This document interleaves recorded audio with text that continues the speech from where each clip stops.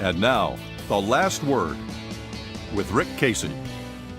Tonight we have the latest installment of our ongoing feature, Texas's Stupid Democracy. I should say ignorant democracy, but it doesn't scan as well.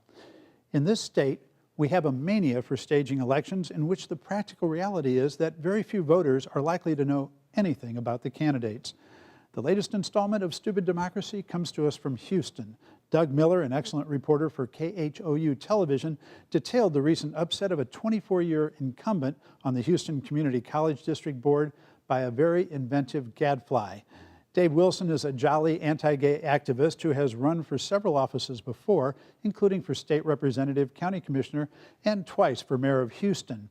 He never came close in any of the races, but he did initiate a petition drive in 2001 that led Houston voters to ban benefits for same-sex partners of city employees.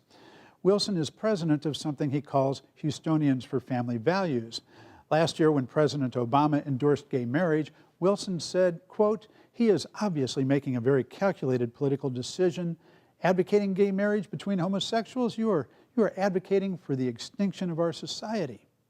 This month, Wilson finally found a way to win an office.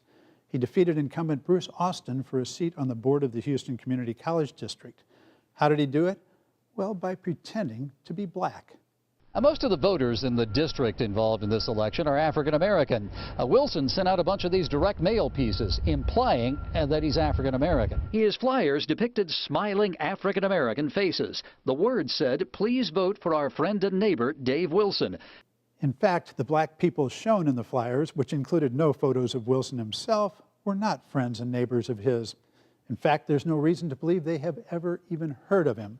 The pictures, he admits, were just lifted off the internet. Well, all of these supporters are African American. What a coincidence. The flyers also said Wilson was endorsed by his cousin, Ron Wilson. Voters in the district might have thought he was referring to a popular former African American state legislator. They would be wrong.